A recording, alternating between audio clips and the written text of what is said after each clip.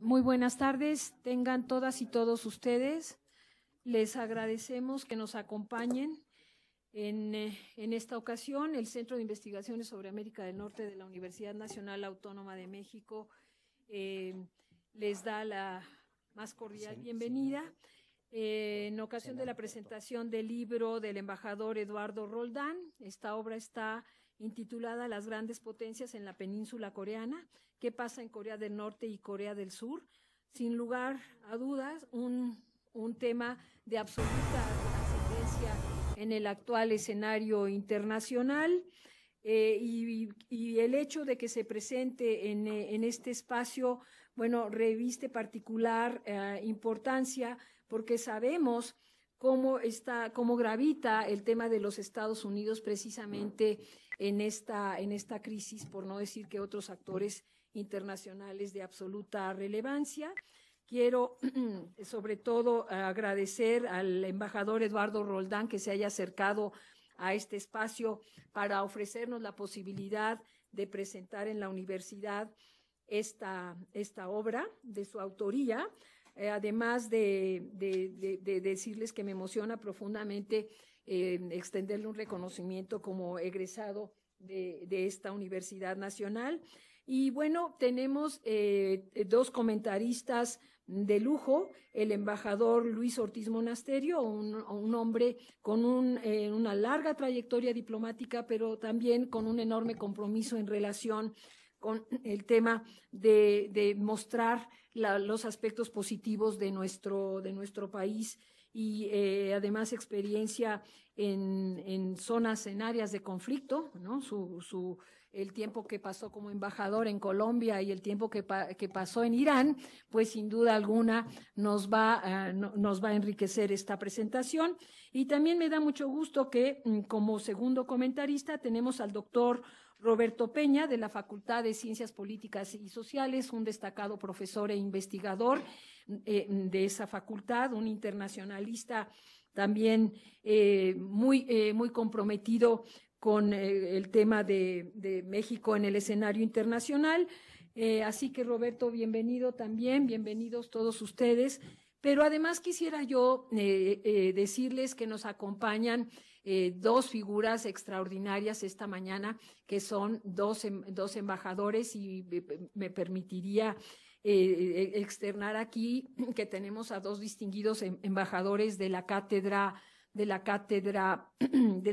Solana, que me gustaría que, pues, si se levantan, por favor, para que los reconozcan. Por favor.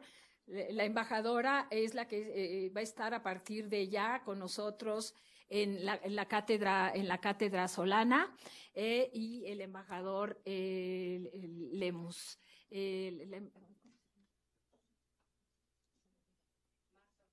Por favor, perdón, Marta Ortiz, la embajadora Marta Ortiz de Rosas, a quien tuve el gusto me la presentaron esta mañana, así que bienvenidos todos. Por favor, entonces vamos a dar inicio a esta sesión. El embajador me dice que, como él está ya muy hecho a los nuevos usos de lo audiovisual, que vamos a tener una introducción de los contenidos del libro y de su perfil curricular en un video que él tiene preparado para esta ocasión. En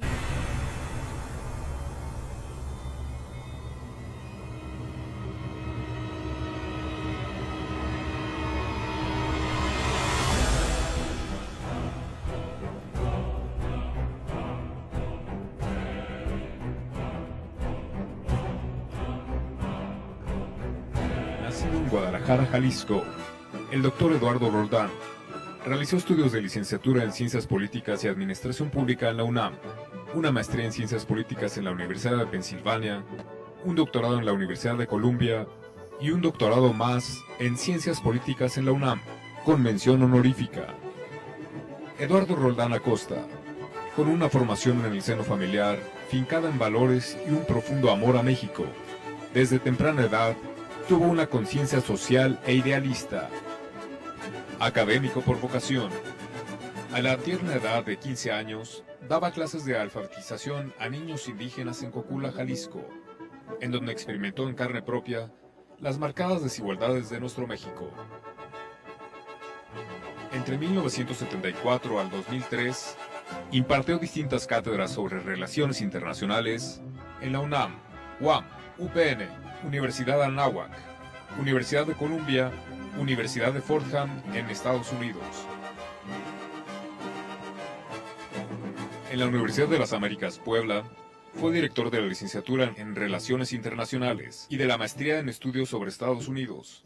Fue vicerrector de la Universidad del Mar, de la Universidad Tecnológica de la Mixteca y presidente de la Asociación Mexicana de Estudios Internacionales. Yo predí la caída de Gaddafi. Autor de libros como Perspectivas Regionales de la Política Exterior de México, Las Relaciones Económicas de China, Rusia hacia la Cuenca del Pacífico. Autor de un centenar de ensayos publicados en revistas nacionales e internacionales. Y coautor de 15 libros más, entre los que destacan Retos e interrelaciones de la integración regional, Europa y América.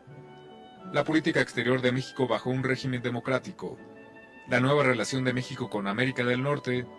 Y las grandes potencias en la península coreana.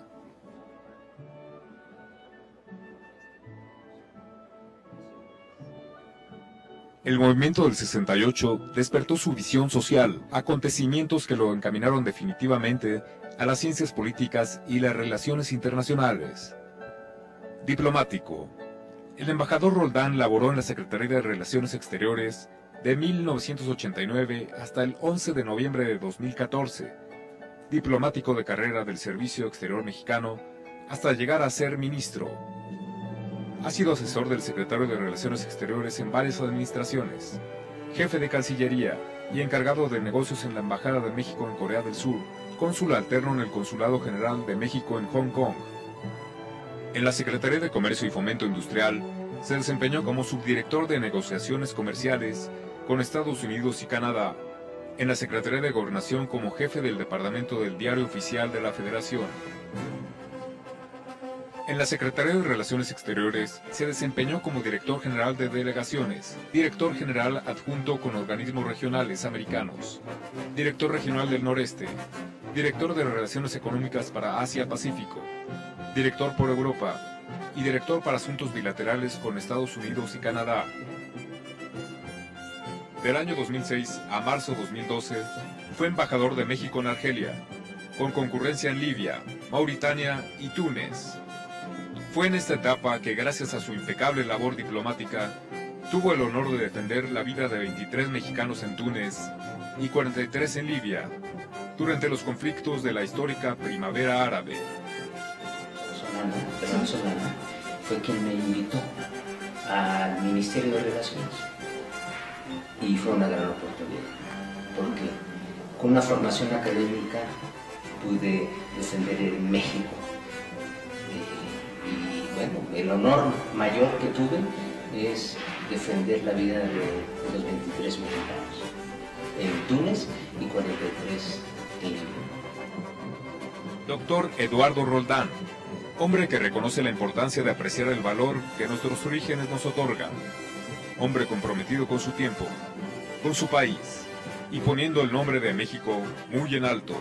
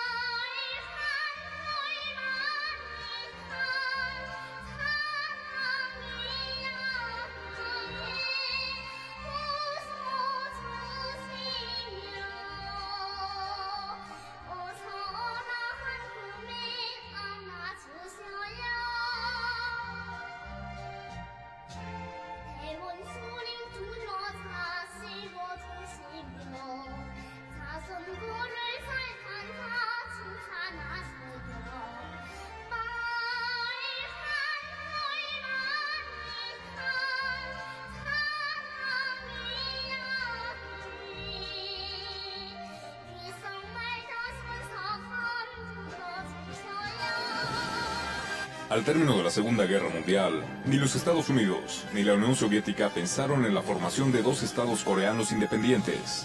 Ya en la Conferencia de El Cairo, celebrada en 1943, Estados Unidos, Gran Bretaña y China acordaron que Corea tenía que ser una nación libre e independiente, a su debido tiempo. Esta intención fue planteada en la Conferencia de Teherán. Se acordó entonces la organización de un protectorado, garantizado por 4 potencias, y en donde a la vez la URSS y los Estados Unidos formarían una comisión conjunta que vería por el establecimiento de un gobierno provisional en Corea. Estos países discutieron dichas propuestas y fueron ratificadas en las conferencias de Yalta, Potsdam y Moscú. Sin embargo, el proceso tomó otro rumbo. A partir de la ocupación de las fuerzas soviéticas en Corea del Norte y de las estadounidenses en Corea del Sur, cada ejército permeó con su propia ideología política económica, su respectiva zona de influencia, y reestructuró las fuerzas locales en consecuencia con sus idearios.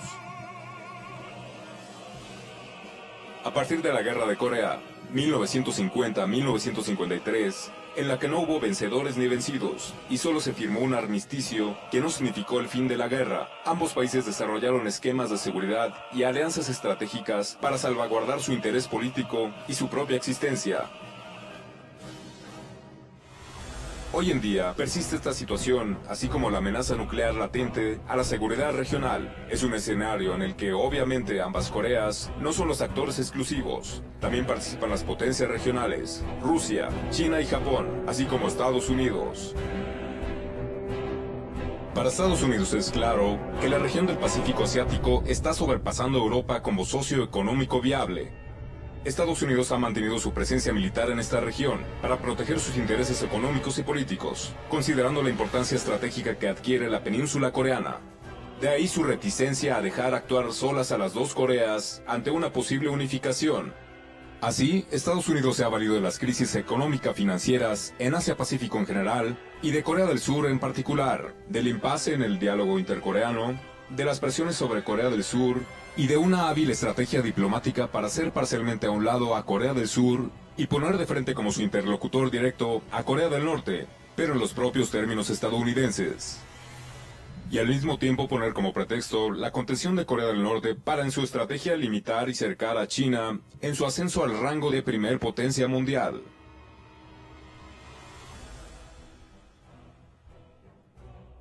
China ha estado profundizando sus relaciones con Corea del Sur y con Estados Unidos. Esto es muy importante en virtud de que China está actualizando, reajustando y reequilibrando sus intereses geopolíticos, geoestratégicos y geoeconómicos a la nueva arquitectura mundial y a su nuevo carácter como líder global hegemónico, o como le gusta decirle actualmente a los chinos, como potencia principal. En suma, la crisis permanente en la península coreana es una oportunidad para medir la capacidad conjunta de Estados Unidos, China, Rusia y Japón en el manejo de los asuntos globales. Es un verdadero tablero internacional dinámico y regional que nos permite ver la actuación de todos los intereses de las potencias globales en asuntos regionales en beneficio de sus intereses. Pero también nos permite observar los asuntos regionales con implicaciones globales. De ahí pues la importancia del análisis de la presencia de las grandes potencias y la seguridad estratégica de la península coreana.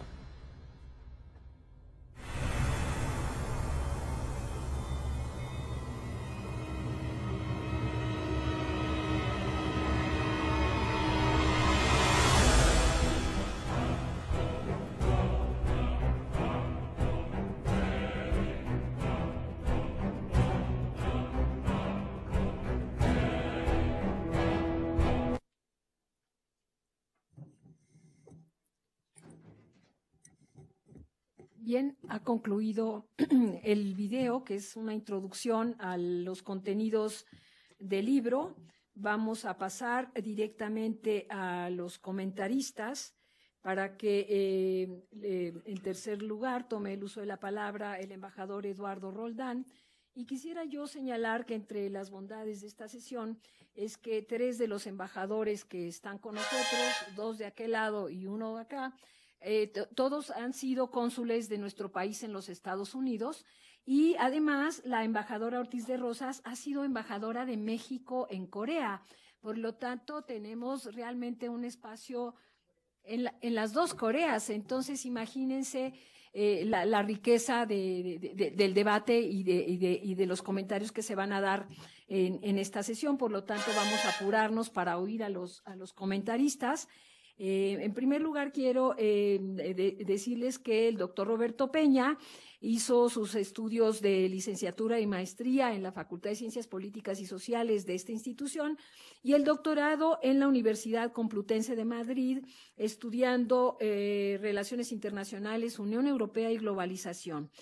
Además, ha sido además coordinador del Centro de Relaciones Internacionales de la misma facultad y del Centro de Estudios Europeos de la UNAM, donde también fungió como secretario general de la facultad entre los años de 2008 al 2011. Sus líneas de investigación son teoría de las relaciones internacionales, Unión Europea, seguridad internacional y política exterior de México. Sea siempre muy bienvenido, Roberto. Gracias. Gracias, Silvia. Gracias, doctora. Bueno, pues agradezco la invitación al embajador Roldán. Eduardo, muchas gracias. Y además, invitarme a una mesa donde está el embajador Luis Ortiz Monasterio, que fue mi profesor en la licenciatura. Claro, estaba muy chiquito él, ¿no? Hace muchos años, sí, y recuerdo esos cursos que nos dio sobre esa materia de historia diplomática del siglo XIX, que para mí fue muy formativa. Y después me incorporé con el embajador Rafael Steger como su ayudante en la misma materia. Fue mi primera materia de ayudantía en la facultad por ahí de 1973-74. En fin, realmente, bueno, yo trabajé, tengo el tiempo muy acotado, yo trabajé la lectura de este libro, ¿sí?, que es un libro gordo, ¿sí?, como dicen los españoles, en todos los sentidos, no solamente por su volumen, la relación de anexos, su cronología, también lo capturan a uno, ¿sí? Empieza uno a leerlo y dice, ah, caray, ¿qué nivel de información tiene? Y obviamente es el producto de muchos años de investigación. Y es un libro gordo no solamente por su volumen, sino también es un libro gordo por el tema que aborda, ¿sí? Yo creo que el análisis de la problemática coreana es un referente obligado para la formación de cualquier internacionalista, yo diría que cualquier científico social, ¿sí?, para entender lo que ha venido pasando en el mundo desde la perspectiva de la correlación de fuerzas internacionales políticas inmediatas, o sea, militares, desde el fin de la Segunda Guerra Mundial hasta la fecha. Además, la lectura del libro me capturó porque obviamente aborda una problemática que para mí hoy sigue siendo el caso coreano, el núcleo duro de la correlación de fuerzas internacionales militares regionales, ¿sí?, que permea a la sociedad internacional en su conjunto. Estamos hablando de todo el periodo, ¿sí?, de la Guerra Fría, y obviamente estamos hablando también del periodo posguerra fría y de la situación actual. Entonces, con un tema que también es un tema obligado para los estudiantes de Relaciones Internacionales en particular, que es el proceso de la disuasión nuclear. Si no entendemos qué cosa es la doctrina político-militar de la disuasión nuclear, no podemos capturar en su totalidad y en su profundidad el fenómeno del proyecto, ¿sí?, nuclear de Corea del Norte en un contexto donde comparte una frontera amplia con China, otra parte con la Unión Soviética, todo el corredor que va hacia a Vladivostok, y obviamente enfrente tenemos a Japón. Y en este contexto geopolítico muy concreto, la presencia de los Estados Unidos. Entonces, es un espacio muy complicado, ¿sí?, que ha venido teniendo sus recurrencias históricas, y la forma en que lo aborda el estudio, el libro, ¿sí?, y cuando hablamos de un libro gordo tiene que ver también con la esencia y el tratamiento que hace en sus 3 capítulos. Un primero referido al marco teórico conceptual, donde hay una serie de precisiones, toda la discusión teórica en relación a los enfoques clásicos, el realismo y el liberalismo, y le agrega un tercer enfoque en su análisis, el constructivismo social, ¿no?, en donde hace un acotamiento el embajador sobre el debate entre clásico, realismo, el liberalismo en sus neologismos, y también toda la entrada que tiene que ver con el enfoque del constructivismo social, en donde en la segunda parte del primer capítulo, que aborda el tema el análisis de la seguridad internacional a través del enfoque de Barry Busan fundamentalmente. Oli Weber también está ahí en un libro colectivo, pero hace un planteamiento interesante donde entra el enfoque constructivista dentro del enfoque del propio Barry Busan, y cierra el capítulo con una reflexión sobre teóricos contemporáneos, particularmente la escuela francesa de los geopolíticos. En el segundo capítulo es una referencia histórica de la participación de las grandes potencias en la península, desde el fin de la Segunda Guerra Mundial hasta concluye el capítulo con una reflexión de los dos enfoques económicos diferenciados de Corea del Norte y de Corea del Sur, en el referente clásico, cuando estudiábamos la Guerra Fría, ¿sí?, de la contradicción básica de las relaciones internacionales entre el proyecto del socialismo y el proyecto del capitalismo. Claro, el socialismo real, ¿no? En donde los enfoques económicos tienen una diferencia sustantiva. Y el tercer capítulo, que es el capítulo más amplio, ¿sí?, nos introduce al tema de los prolegómenos del diálogo intercoreano, ¿sí?, pero los enmarca en lo que yo denomino en el umbral atómico, y obviamente en la cuestión nuclear que han determinado dicho diálogo. La tesis central del libro, ¿sí?, explicita de manera directa el planteamiento que va a permear toda la investigación. La hipótesis la voy a leer, ¿sí? Dice, la hipótesis central de este libro es que Estados Unidos ha mantenido su presencia militar en esta región para proteger sus intereses económicos y políticos, considerando la importancia estratégica que adquiere la península coreana. Así, de ahí su reticencia a dejar actuar sola a las dos Coreas. Así, Estados Unidos se ha valido de varios factores, la crisis económico-financieras en Asia-Pacífico en general y de Corea del Sur en particular, el impasse en el diálogo intercoreano, las presiones sobre Corea del Sur y de una hábil estrategia diplomática para hacer parcialmente a un lado a Corea del Sur y poner de frente como su interlocutor directo a Corea del Norte, pero en los propios términos estadounidenses, y al mismo tiempo poner como pretexto la contención de Corea del Norte para limitar y cercar a China en su ascenso al rango de primer potencia mundial.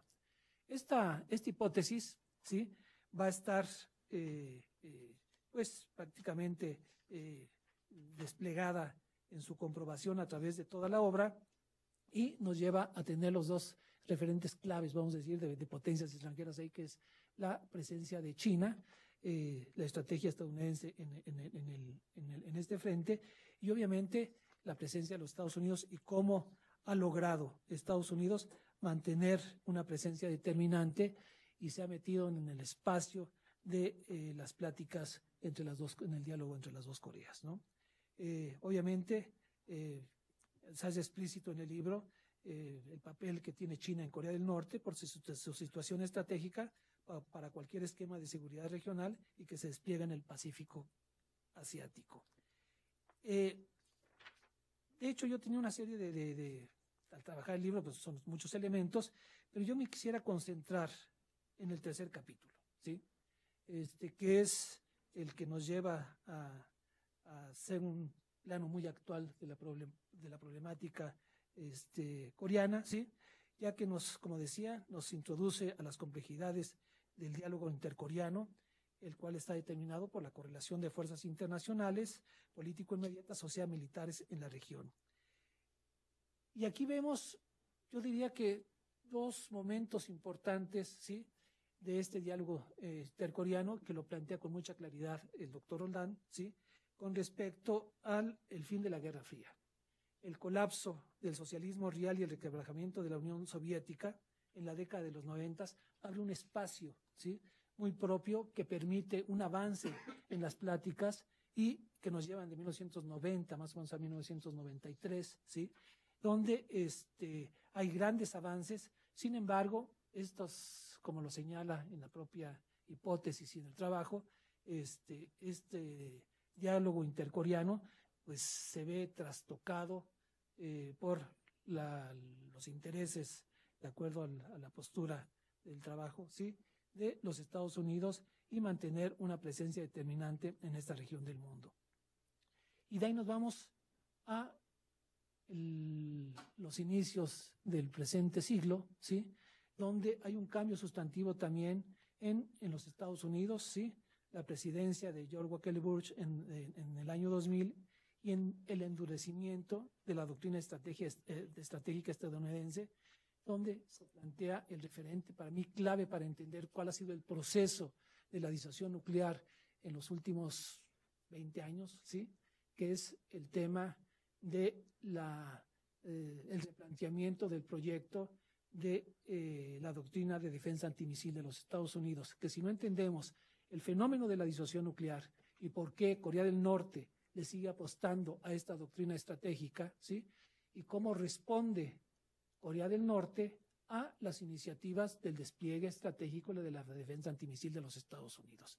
Ahí estamos entrampados en el análisis, y yo creo que es lo que nos da más luz al tratar de entender este fenómeno, que está trabajado en el texto, en donde el programa nuclear de Corea del Norte se ha convertido, como lo señalaba así, se ha reproducido como núcleo duro de la confrontación estratégico-militar en Asia, y que permea a la sociedad internacional en su conjunto. En este marco, la lectura del libro realmente es muy estimulante, porque no solamente puso al día el mencionado núcleo duro, sino que nos remitió, y a mí personalmente, a un tema de especial interés que he tenido desde que era estudiante de la licenciatura, ¿sí?, y que es, como lo señalaba, el fenómeno de la disuasión nuclear. Es un tema que de manera particular al Estado mexicano, ¿sí?, lo ha retomado desde siempre, ¿sí? Es más, el Estado mexicano ha sido considerado el tema de la proliferación nuclear y el tema de la disuasión nuclear como de alta política, donde la diplomacia de nuestro país se ha destacado por no apoyar iniciativas militaristas de los Estados Unidos, como fue el caso de la iniciativa de defensa estratégica anunciada por el presidente Ronald Reagan en 1983, el 23 de marzo de 1983, que llevó a México a promover, junto con otros 5 países, ¿sí?, el grupo llamado de los 6, que donde estaban obviamente México, Argentina, India, Tanzania, Suecia y Grecia.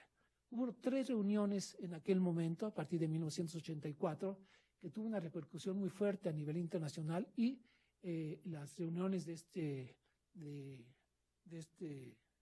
este grupo de los 6, que tuvo la primera reunión en 85 en Nueva Delhi, la segunda en Iztapas y Guatanejo en 1986, y la tercera en Estocolmo en 1988.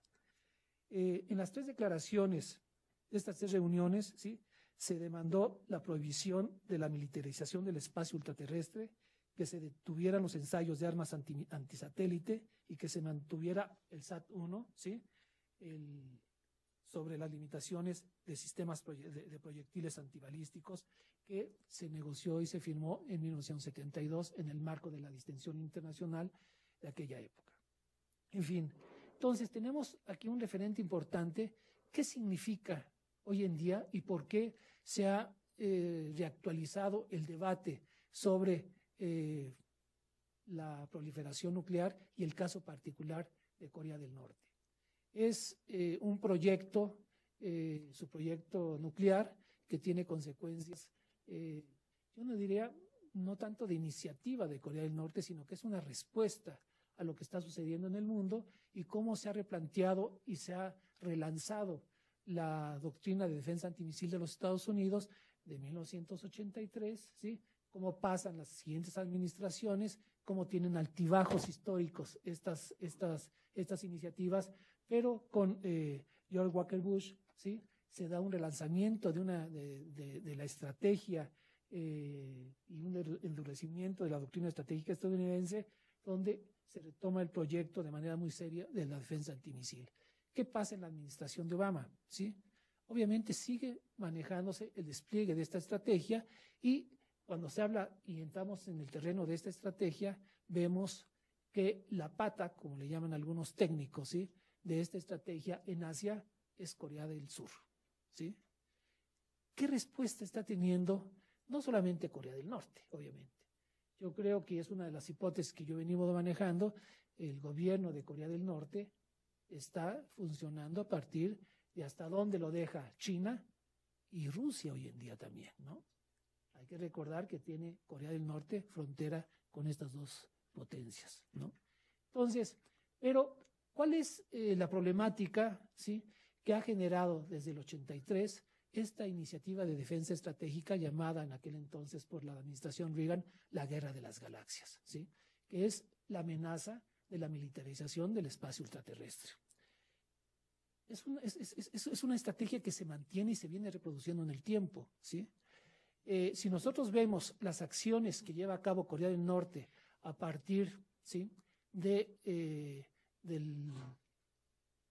nuevo siglo, ¿sí?, el inicio del nuevo siglo, sus pruebas nucleares, lo que inicia, se inició su última prueba con una prueba de bomba de hidrógeno, ¿sí?, las respuestas, las sanciones, la identificación de Corea del Norte como un estado gamberro, ¿sí?, provocador, en fin. Pero ¿qué hay detrás de todo esto? ¿Qué significa, ¿sí?, una estrategia de defensa antimisil? Algo muy elemental, y México lo tuvo clarísimo en los 80s. En 1986, que era una respuesta a nivel internacional de este grupo de los 6, el embajador me invitó a una charla con un grupo de legisladores jóvenes que tenían el proyecto, siguiendo las iniciativas de la política exterior de México en aquel entonces, de hacerle una visita a Reagan y otra visita a Gorbachev. Yo en aquel entonces era el coordinador de asesores del subsecretario de Comercio Interior, no me pregunten qué hace ahí, forma parte de mi formación profesional, y después de esta charla que tuvimos con los diputados, ¿sí?, me invitaron a que los acompañara a una delegación de jóvenes legisladores mexicanos a visitar a Reagan y a visitar a Gorbachev. Cuando fui con mi jefe, el subsecretario de Comercio Interior, le dije: oiga, licenciado, me invitan a ir ahí porque lo que está pasando en el mundo es muy peligroso, hay un desequilibrio total de la correlación de fuerzas con esta iniciativa de la defensa antimisil de los Estados Unidos. Ahorita voy a explicar por qué. Y lo que me dijo en aquel entonces, estoy hablando de 1986, ¿sí?, venían los cambios muy fuertes del proyecto de ajuste económico de México, había sido el año del ingreso de México al GATT, se estaba prácticamente aterrizando el acuerdo marco con los Estados Unidos, que es el antecedente del Telecán, había mucho trabajo en la Secretaría de Comercio, y me dijo: ¿quieres promover el desarme? Pues mejor ayúdame aquí a desarmar los precios, ¿no?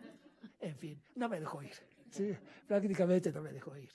Pero siempre siguiendo el trabajo del embajador Roldán, ¿sí?, y un tema que para mí ha sido siempre clave para entender esto. ¿Por qué la iniciativa de defensa antimisil o la Guerra de las Galaxias es la estrategia más desestabilizadora del equilibrio nuclear en el mundo contemporáneo, o en este mundo en el marco del umbral atómico?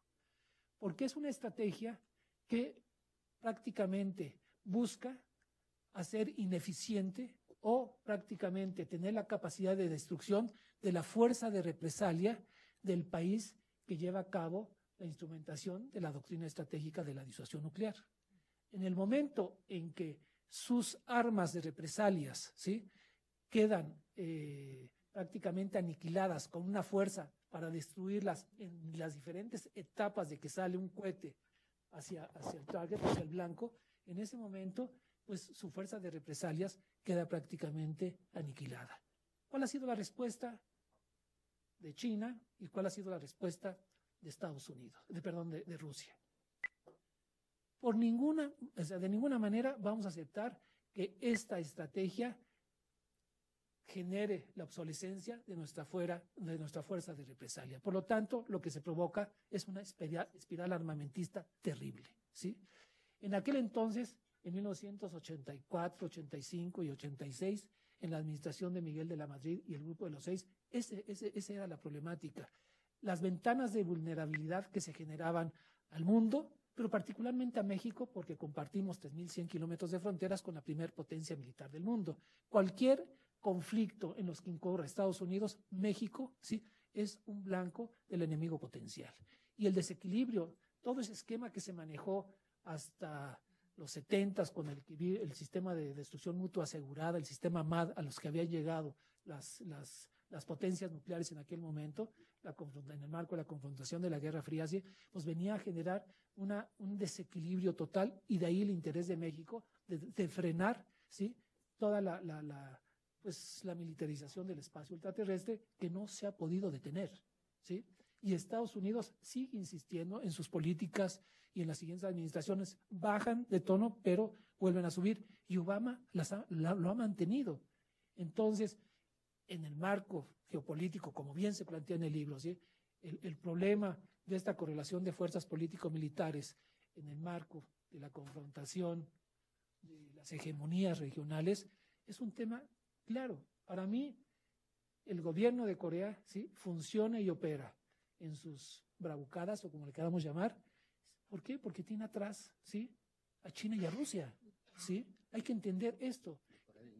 Perdón, de Corea del Norte, sí, de Corea del Norte. Entonces, de ahí que yo diría, desde mi punto de vista, el libro es riquísimo, tiene en sus 3 capítulos, nos mete al debate teórico-metodológico contemporáneo en relaciones internacionales de manera muy clara y transparente, ¿sí? El doctor adopta su postura en relación a este debate, ¿sí? Pero aquí lo interesante es fundamentalmente cómo se maneja y se ubica el constructivismo con base a los trabajos de Jack Snyder, ¿sí? Como un enfoque idealista, ¿sí?, en los debates teórico-metodológicos. Idealista en el sentido de que la realidad existe porque la construye mi pensamiento, ¿sí?, en el sentido más clásico de los debates filosóficos de las teorías del conocimiento. Y ahí creo que está muy bien planteado cómo lo maneja y cómo lo recupera Barry Busan en su enfoque constructivista de los amigos y los enemigos, ¿no? Y cómo construyen nuevos referentes ontológicos para explicar el mundo de hoy. En fin, el libro es muy atractivo. Para mí lo leo y lo releo y me vuelve a remitir a discusiones que tenía desde que llegué a la facultad como estudiante, todo mi trabajo de formación académica, ¿sí? Y realmente es un libro obligado, ¿sí? Y yo lo felicito porque vuelve a traer a la academia y yo digo a la sociedad mexicana y a la sociedad internacional, ¿sí?, el tratamiento de un análisis de una parte del mundo, ¿sí?, clave para entender lo que está pasando hoy en día en las políticas exteriores de las grandes potencias y los cambios y los ajustes de la correlación de fuerzas político-militares en el siglo XXI. Muchas gracias, y ahí dejaría mi intervención.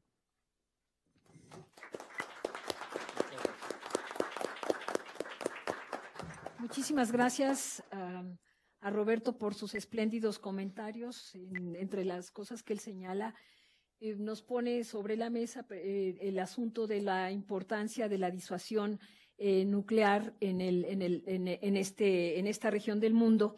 Y me quedaba yo pensando precisamente en el debate que se lleva a cabo ahorita en los Estados Unidos, en este debate electoral donde tenemos pues a 2 actores ya perfilados hacia las convenciones republicana y demócrata. ¿Qué correrá por su mente? Se ha mencionado mucho, obvio, el tema de México y el tema de China, pero no alcanzo a identificar todavía ninguna mención al asunto de Corea, que es una asignatura pendiente en términos de seguridad para el caso de los Estados Unidos, en un horizonte en donde el tema de la innovación tecnológica ha venido apuntalando, sin lugar a dudas, al ejército de los Estados Unidos, que así como su sociedad vive también una profunda transformación. Así que en este mundo de complejidades, yo digo que es de enorme necesidad que en nuestro país se conozca con mucho mayor detalle, se comprenda los retos que plantea a la seguridad internacional el asunto de Corea. No se diga, máxime, que nosotros tenemos esta enorme frontera y si tú cuentas además el número de mexicanos que viven en los Estados Unidos, pues también tenemos ahí otro asunto que se suma. Es decir, México no puede quedar en una actitud de pasividad y como mero observador de una cuestión que aparentemente está sucediendo muy lejos, sino que tenemos una obligación, no nada más de impulsar a nuestros estudiantes a que analicen y debatan la presencia de nuestro país en aquella región, pero también en nuestra interlocución con los Estados Unidos y obviamente estar ser actores, ¿no? Ser actores y partícipes en este gran debate y no meramente observadores, decir, bueno, pues si los coreanos están lejos y qué bueno que estén lejos. Ya nada está lejos, en este mundo que habitamos, créanme, ya nada está lejos. Todo está demasiado cerca, incluso adentro de nuestros hogares, a la hora que participamos mucho de ver qué se dice del mundo y cómo se explican los fenómenos internacionales a través de plataformas mediáticas básicamente controladas, diría yo, por Occidente, ¿no? Porque no son nada más los americanos, está la BBC, pero lo que a nosotros nos llega es siempre una visión desde los poderosos de Occidente. Difícilmente tenemos acceso a lo que dicen los chinos sobre el particular o a lo que dicen los rusos. Díganme quiénes de ustedes tienen y revisan, por ejemplo, lo que dice la RT, que es muy interesante, ¿no? Lo que dice o lo que dice la televisión china, que para eso tenemos ya también CCTV en español, y Al Jazeera. Yo creo que esto son de referentes que tenemos necesariamente los que estamos en habitando México desde el mundo, ¿no? Y México en el mundo, revisar permanentemente para tener una idea de cómo son debates que circulan por frecuencias que son distintas y que nosotros tenemos que tener la capacidad precisamente de traerlas a la mesa de discusión. Paso ahora el uso de la palabra al embajador Luis Ortiz Monasterio. Como ya mencioné, él ha sido embajador de nuestro país en Colombia, en Irán, pero también en Jamaica y concurrente en las repúblicas de Kirguistán, Uzbekistán, Tayikistán. Estos son también países que bordan sobre este asunto de un mundo complejo, Pakistán y Afganistán. Ha sido además cónsul general de nuestro país en Dallas y en Miami y vicecónsul en La Habana. Fue también fundador y primer titular de la Dirección de Derechos Humanos y dentro de la Secretaría de Gobernación, coordinador general de la Comisión Mexicana de Ayuda a Refugiados. Es fundador de la Academia Mexicana de Derechos Humanos y tiene una presencia activa en los medios de comunicación. Bienvenido, querido Luis. Esta también es tu casa, aunque tú seas del Colmex. La verdad es que me sacó de base, porque yo me siento de esta facultad. Tan es así que dos distinguidísimos alumnos están presentes en esta mesa. No, la verdad es que no hay rivalidades. Yo creo que tenemos una gran oportunidad para trabajar en conjunto. Yo siento que gran parte de nuestra vida académica se encuentra no solamente disasociada del poder público, de la opinión pública propiamente dicha, sino también se encuentra disgregada. Yo creo que yo he trabajado los últimos años, muy especialmente después de que dejé el servicio exterior, en el sur de México, en la frontera sur, precisamente temas de migración, y descubrí ahí, de verdad, para el terror y para confirmar ciertas hipótesis mías, de que estábamos totalmente deshuesados. El colegio de la frontera sur no se comunicaba para cuestiones de migración con el colegio de la frontera norte. la Secretaría de Gobernación no interactuaba con la Universidad Autónoma de Tabasco o la Universidad del Estado de Chiapas. Yo siento que el gran reto que tiene, y yo creo que la UNAM es el espacio ideal de tejer los diferentes Méxicos, tanto académicos como de políticas públicas, como de opinión pública, con objeto de crear y potencializar esa enorme capital que tenemos en nuestro país de conocimientos sobre temas externos, sobre temas internos. De verdad que me da muchísimo gusto estar en este lugar.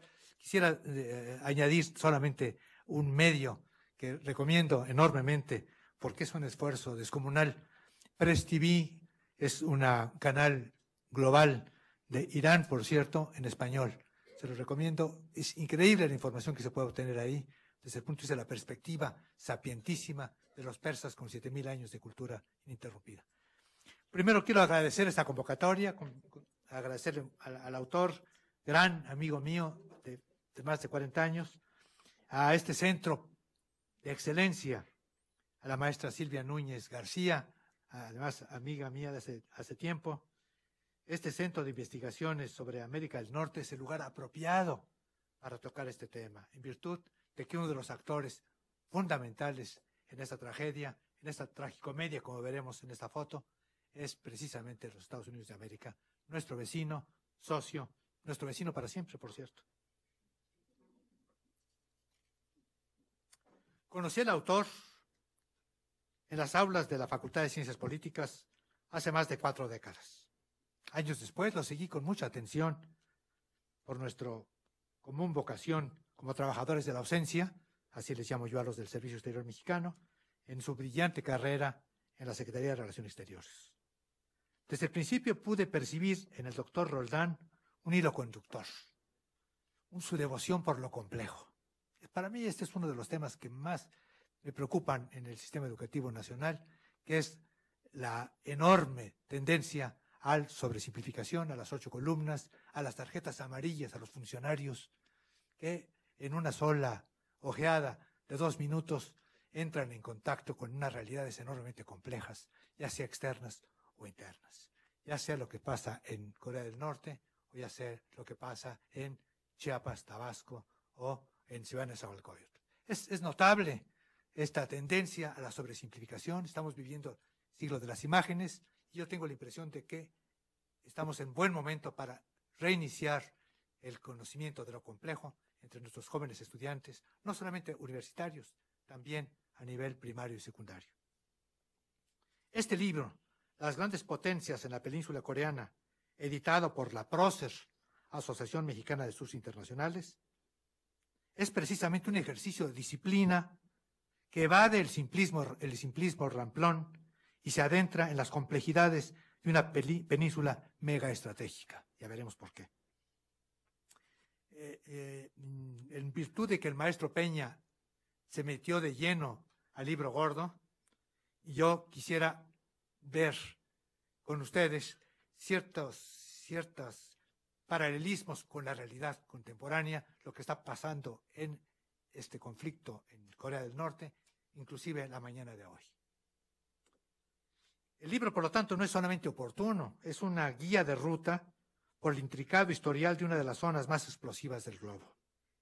Su voluminoso texto es hoy un instrumento fundamental para tratar de descifrar tal vez el más grave peligro contemporáneo, después de los ominosos momentos que nos legara la Guerra Fría, la crisis de los misiles en 1962. Eso no lo saben las nuevas generaciones, pero algunos poquitos de la vieja banda vivimos esa noche fatídica el 27 de octubre de 1962, en la cual estuvimos como muy cerca ahora de la extinción del planeta. Los motivos de complejidad en este fenómeno de Coreas son múltiples. 2 guerras inconclusas, dice nuestro autor, la historia, la reacción a las amenazas constantes desde el exterior. Esta es una constante que yo creo que tenemos que tomar en cuenta permanentemente. Corea del Norte, muy a menudo, y tenemos aquí la presencia de una embajadora en Corea del Sur y Corea del Norte, opera fundamentalmente a base de reacciones, constantemente a partir de reacciones ante percepciones ciertas o no por parte de las potencias occidentales, fundamentalmente de Estados Unidos. Y si faltara algo para darle cuerpo a esta complejidad, el territorio de las dos Coreas se ha convertido en un nuevo tablero de ajedrez para dirimir conflictos entre grandes potencias. Este es un pastel, intereses regionales, subregionales, intereses globales en un solo territorio. Esto es una receta para la crisis. Las aprehensiones de Corea del Norte no son del todo infundadas. La supuesta misión democratizadora por parte de Occidente, la vocación por salvar el mundo a la democracia y, desde luego, derribar a gobiernos adversarios y buscar su cambio de régimen, ha tenido en los años recientes ejemplos clarísimos, como es el caso de Irak, el caso de Afganistán y Libia.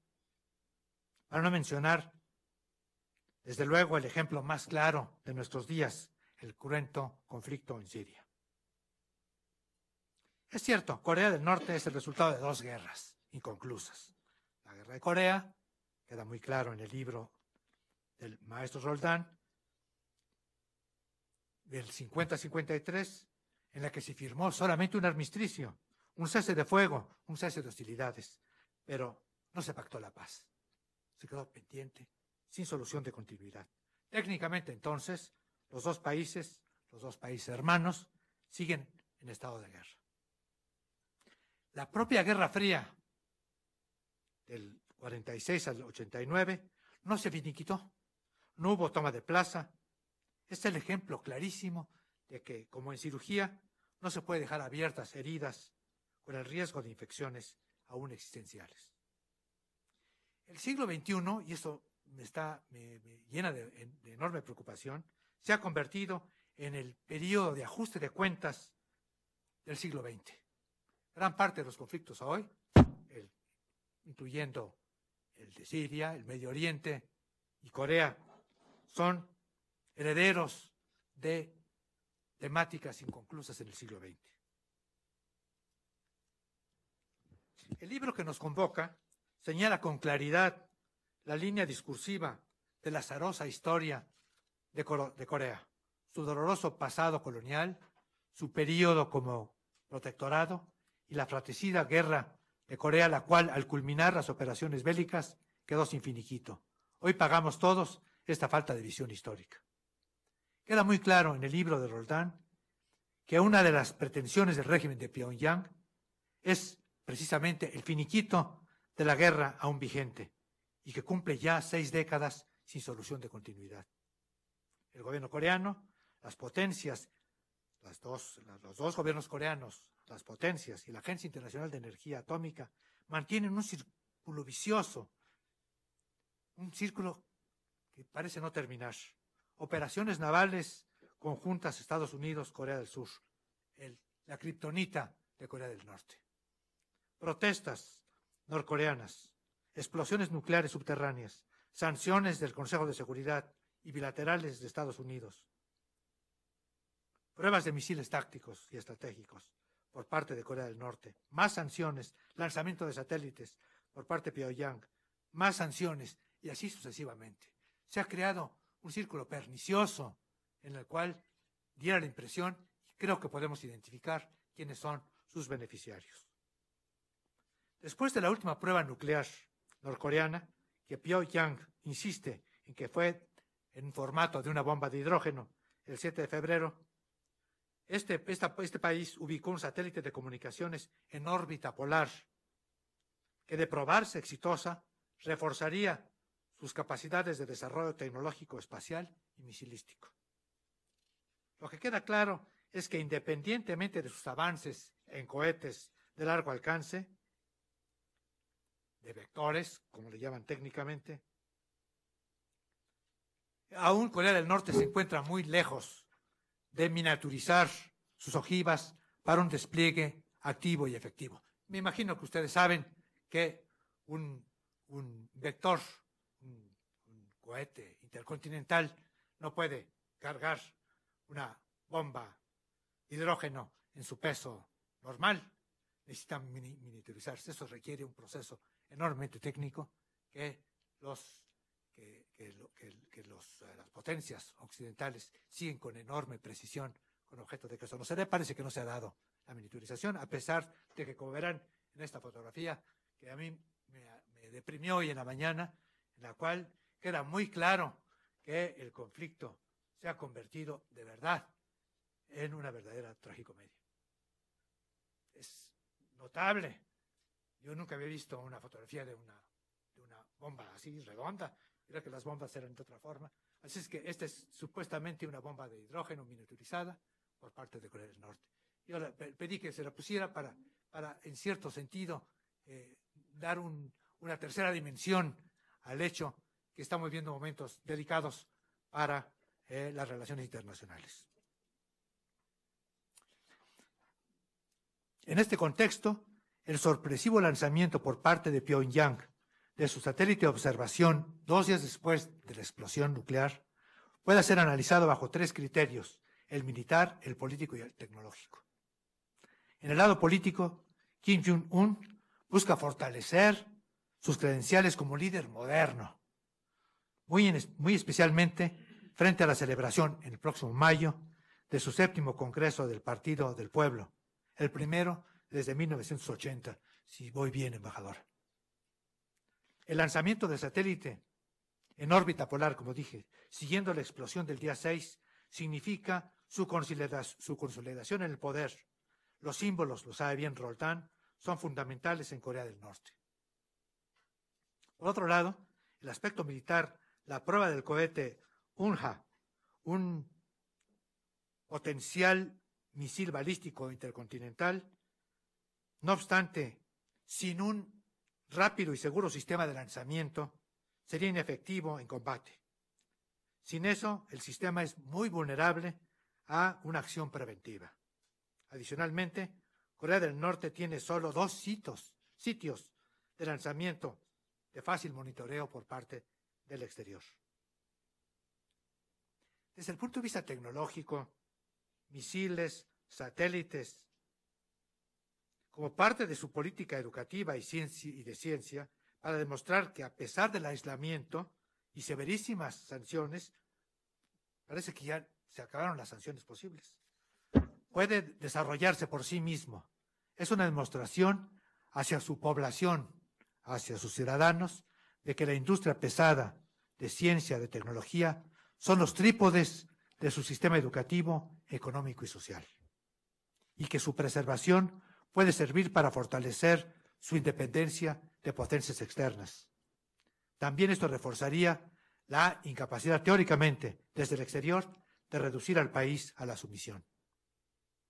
Desde la perspectiva de Norcorea, los peligros no solo provienen de sus vecinos, Japón y Corea, sino directamente de Washington, por lo que el más mínimo peligro de un golpe nuclear a la costa oeste de Estados Unidos le sirve como disuasivo adicional, un juego perverso de la percepción de sus enemigos y de la forma de disuadirlos, según la versión de Pyongyang.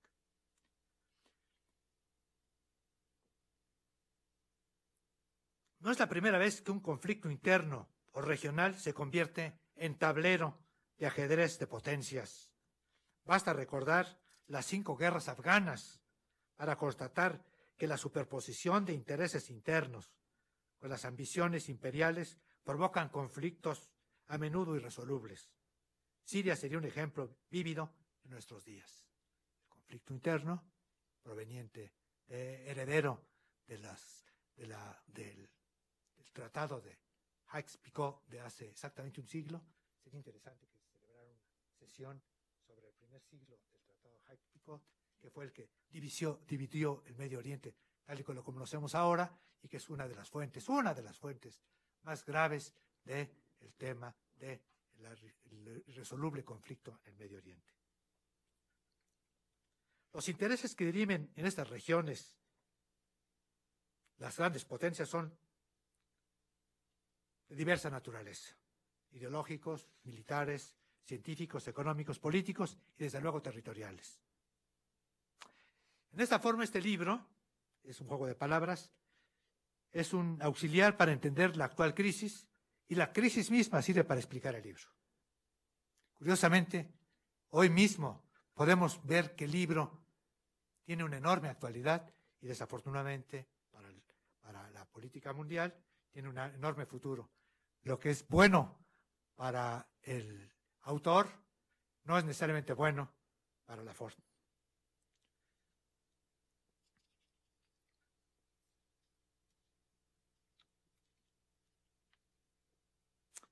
Ante las amenazas de una acción a favor del cambio de régimen, como se vio en Afganistán, Irak y Libia, el régimen puede, hoy mismo los medios difunden de las operaciones anfibias conjuntas entre Corea del Sur y Estados Unidos.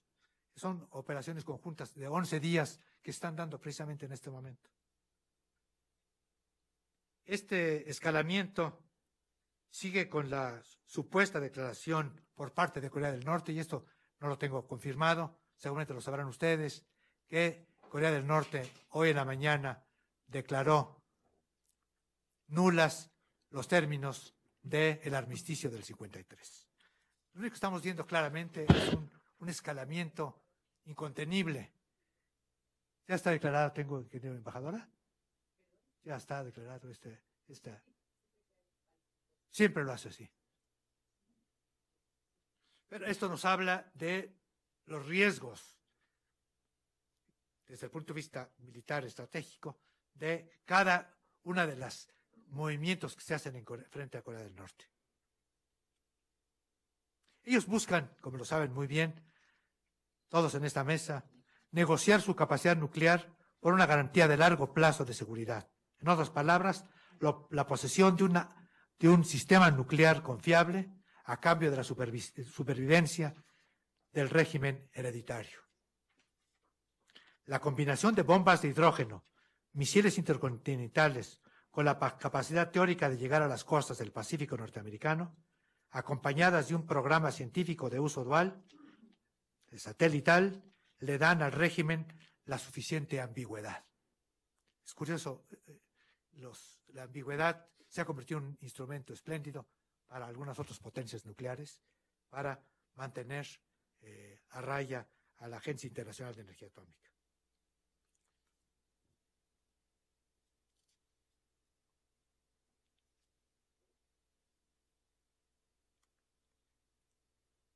Hace unos días, estoy tratando de ajustarme al tiempo, hace unos días, cuando Corea del Norte declaró que su última explosión nuclear fue con una bomba de hidrógeno, hubo análisis inmediatos sobre las consecuencias sísmicas de esta explosión. La intensidad del sismo provocado no se corresponde con los 20 a 50 megatones de una bomba de hidrógeno. De acuerdo a fuentes de inteligencia de Seúl, por sus efectos sísmicos, la bomba del 6 de enero no pudo ser mayor de 6 kilotones. En pocas palabras, generó un sismo de 5.2 grados Richter. Quisiera rápidamente, porque es casi obligado, ¿cuáles son las diferencias entre Irán y Corea en el tema nuclear? Creo que vale la pena en virtud de que, a pesar de que son incomparables los dos temas, nos sirven para ilustrar la posición de Corea del Norte. Irán es firmante del TNP, del Tratado de No Proliferación. Es miembro de la OIEA desde 1975. Firmante del protocolo adicional, que es muy intrusivo desde el punto de vista de investigaciones, de presencias, de visitas y de cámaras in situ monitoreadas desde Viena. Ha renunciado temporalmente a convertirse en productor del lucrativo negocio de enriquecimiento de uranio. Eso lo tienen monopolizado unas cuantas potencias. Sobresale Canadá, por cierto, hablando de este centro Process de América del Norte. Lo que no parece dispuesto Irán al parecer, es perder el balance de poder militar con sus adversarios cercanos, más que con Estados Unidos, Arabia Saudita y Turquía, ante los cuales no cuenta con una fuerza convencional equiparable. En parte por los 30 años de aislamiento, tan es así que inclusive no había refacción ni siquiera para los aviones comerciales. Yo mismo, en los vuelos en Irán, aquí hay una familia que nos visitó y voló en los vuelos de piezas pirata, que no lo supieron sino hasta después, piezas piratas para la aviación civil iraní. Por lo tanto, es un país que es imposible que pueda competir en una guerra convencional con Arabia Saudita, que ha dedicado billones de dólares, de acuerdo con su riqueza petrolera, en su armamento convencional. Lo mismo pasa con Turquía. Por lo tanto, tiene que descansar Irán en respuestas asimétricas, misiles balísticos de alcance intermedio, misiles convencionales con valor estratégico. ¿Qué pasa con Corea del Norte? Ante el peligro de un cambio de régimen, requiere no solo poder nuclear, sino vehículos para lanzarlos. Y como la amenaza no viene todo de sus potencias cercanas, no del Japón ni Corea del Sur, además de misiles intermedios, ya experimenta los misiles intercontinentales. Eso hace que los dos países tengan un planteamiento estratégico totalmente distinto. Irán busca el fin de las sanciones económicas y evitar un desequilibrio convencional con sus vecinos. Corea, la subsistencia de Kim Jong-un. Nos encontramos con un conflicto proveniente de dos guerras inconclusas. Bien puede ser el puente entre la Guerra Fría y una Segunda Guerra Fría. Se recomienda este libro a estudiantes internacionalistas, periodistas, científicos y militares. La interdisciplina es la disciplina por venir. Le agradezco muchísimo a los convocantes a esta reunión. Espero que las preguntas puedan ventilar algunas de las dudas que tengan ustedes. Muchísimas gracias por su atención. Muchísimas gracias al embajador Ortiz Monasterio. Cerramos un círculo con esta segunda y muy espléndida presentación. Pasamos ahora la palabra al embajador Eduardo Roldán, quien de manera muy sucinta nos va a hablar de, más bien como me gustaría una reacción a los comentarios que se te hicieron para poder pasar a las preguntas de la audiencia.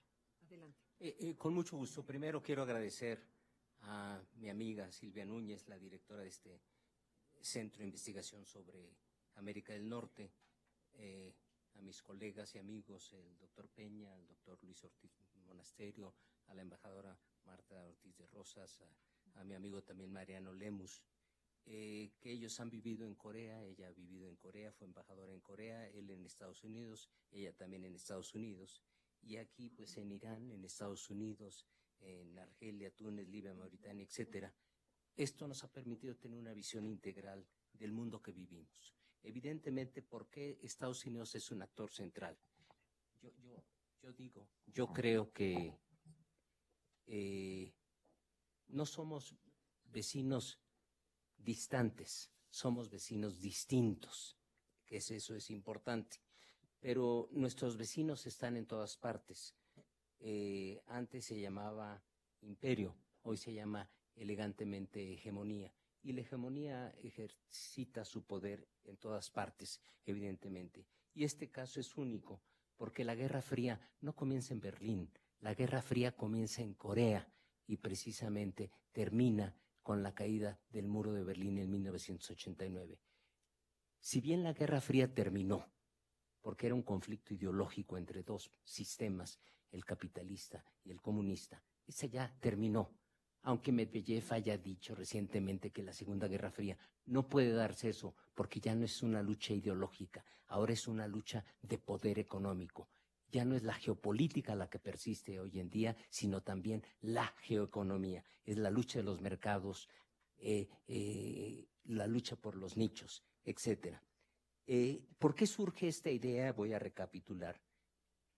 porque viví en Corea 3 años, en años claves de 90 a 93, donde afortunadamente la Cancillería mexicana no mandó un embajador en un año, y yo como encargado de negocios, como jefe de Cancillería, tuve que hacer frente como embajador, y me tocaron esos preciosos años para, ganando el sueldo del segundo, pero teniendo la responsabilidad del primero. Bueno, afrenté y tuve la oportunidad de dialogar con la gente que decidía en esas situaciones. Es decir, con el presidente No Tae-woo, con el presidente Kim Jong-un, con el presidente Kim Dae-jong, con empresarios de altísimo nivel como el fundador de Hyundai, como Chung Dong-un, o con el director general para las Américas en ese momento, con quien negociamos la entrada del tequila, de la Corona a Corea, y que curiosamente llegó a ser canciller de Corea del Sur, y que hoy se llama Ban Ki-moon, hoy es el secretario general de Naciones Unidas. Por eso, el tener interlocutores de ese nivel con académicos, con pintores, con estudiantes, con taxistas. Hace 15 años me surge esta idea y empecé a escribir todo lo que yo asimilaba en las reuniones de trabajo. Llegaba a casa y las escribía, además de hacer mis reportes oficiales. Así surge este libro, porque yo decía, ¿cómo es posible que hoy en día, bueno, ya llevamos 66 años y el conflicto que originó la Guerra Fría no termina? Entonces había que escudriñar y ver por qué nomás se firmó ese armisticio, por qué nunca se firmó un tratado de paz, y los intereses que fueron cambiando hasta llegar a una nueva arquitectura internacional de hoy en día, que precisamente todo el mundo le teme, pero es que estamos en un proceso de cambio, de nuevas reglas, de nuevos actores internacionales. En ese contexto, pues, me dediqué a escribir. Y esa Guerra Fría nos lleva a situaciones, ya vieron el contexto, el libro, el contenido visual, a una situación de un círculo vicioso actual, como aquí se ha mencionado, donde es acción, reacción, bluff, pero sabemos los internacionalistas por la historia que el bluff, una vez que te descubren, pues ya no tiene ninguna reacción, ya no puedes actuar en ese bluff. Y es lo que está pasando. Hay que entender a Corea del Norte que no es para justificar, es para entender y analizar. 2006 explota una bomba. En 90-93 se decía que tenían que quizá 8 kilos de plutonio, y era la gran discusión con la Organización Internacional de la Energía Atómica, de la cual formaba parte Corea del Norte, que denunció el tratado del TNP en 2003. Lo interesante es que explotan la bomba en el 2006, 2009, 2013 y 2016. Sí la tienen, no hay discusión. La última no creo que sea de hidrógeno, por las consideraciones que dijo el embajador, está blofeando, pero lo interesante es por qué reaccionó Corea del Norte de esta manera. Cuando ya había habido una relación con Estados Unidos, y está en el libro, con documentos que no los encuentran fácilmente en ninguna parte, el intercambio epistolar entre entonces el presidente Clinton y el presidente Kim Il-sung, fundador de Corea del Norte, y donde llegan arreglos concretos a través de reuniones secretas, en fin, con documentos secretos que ahora ya no tan secretos porque aquí ya están en este libro, porque también consulté los archivos del Politburó, donde las minutas que nosotros en el mundo diplomático sabemos que ahí es donde se dicen las verdades. Bueno, entonces está basado en verdades reales, en cómo se negociaron. Así pues, se desmanteló la planta nuclear Corea del Norte en 94, a cambio, porque decía la administración Clinton, vamos a desmantelar porque nos cuesta más barato apoyarles económicamente con millones de toneladas de arroz, ayuda económica, cooperación industrial, y en vez de la planta nuclear vamos a hacer una planta con agua ligera, y se fundó una institución, KEDO, y funcionó muy bien. De 94 al 2000 se da toda esta relación y Corea del Norte cumple, no se dice, cumple y se desmantela. Y hace un primer viaje, el único oficial, no en viaje secreto, oficialmente, lo vieron en la película, Madeleine Albright. y estuvieron a punto de negociar el restablecimiento de relaciones diplomáticas. ¿Qué es lo que quiere Corea del Norte? Un reconocimiento como Estado, pero por la potencia mayor en el mundo. Y casi lo logra, solamente que surge la intifada en Medio Oriente. Fue ese viaje de Madeleine Albright a Corea del Norte. Estuvieron arreglando esto que les acabo de comentar, pero ya no va Clinton. Clinton iba a ir en un viaje y también Kim Il-sung fue invitado por Clinton a Estados Unidos, pero Kim Il-sung finalmente no fue. Viene el Medio Oriente, se le termina, pierden las elecciones los demócratas y gana Bush.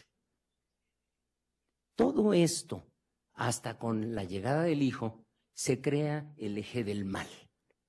E integran a Irán, Afganistán y Corea del Norte. Se sienten los coreanos del norte traicionados y es cuando empieza la escalada nuclear del 2000 a 2006 y dedican el 16% de su PIB nacional a la carrera armamentista, a fortalecer el ejército norcoreano. Y el resultado fue la bomba 1 de 2006, la 2 de 2009, la 3 de 2013 y la 4. Ya no hay discusión, la tienen. ¿Por qué? Porque ellos quieren negociar desde la fortaleza y tenemos que entender eso, no desde la debilidad. Y dan argumentos. Serbia negoció de la debilidad, quemó sus armamentos químicos nucleares. Libia también negoció y les fue como les fue. Pero Pakistán y la India no negociaron. Siguieron como potencias nucleares y ahora son aliados de Estados Unidos. Entonces la historia la toman en cuenta y dicen no. Y estamos en ese círculo vicioso de que es bomba, amago nuclear, chantaje, amenazas, sanciones, y así nos hemos venido con las sanciones de Naciones Unidas. Después de cada bomba ha habido la resolución tal, la última fue la resolución del Consejo de Seguridad, la 2270, que es más rígida, que es una sumatoria de todas las anteriores. Pero y viene la amenaza de Corea del Norte, Urbit et Orbi, que va a destruir, la Casa Blanca va a amanecer en llamas y todo. Bueno, es faramaya, como decimos nosotros. Pero también los intereses, China, como decía el doctor Peña, no podíamos entender a Corea del Norte sin entender a China. Es un juego, es un estado tapón, cancerbero, como le dice, porque sirve a los intereses de China. La economía de Corea del Norte depende de China en 80-90%. Y las sanciones que China acepta de manera conjunta con el resto de los 15 miembros del Consejo de Seguridad, por abajo de la mesa las viola y le sigue vendiendo armamento y le sigue vendiendo comida y le sigue vendiendo petróleo. Porque Corea del Norte es a China lo que Corea del Sur es Estados Unidos. Es decir, son peones que manejan a su antojo. Pero como decía en el libro y como decían también los miembros de la mesa, es evidente que estamos viviendo un nuevo cambio en las reglas internacionales, nuevos factores de poder, y China es una de ellas. Estados Unidos, la preocupación ya no es Europa, la preocupación no es tanto México. Su prioridad ahorita es China.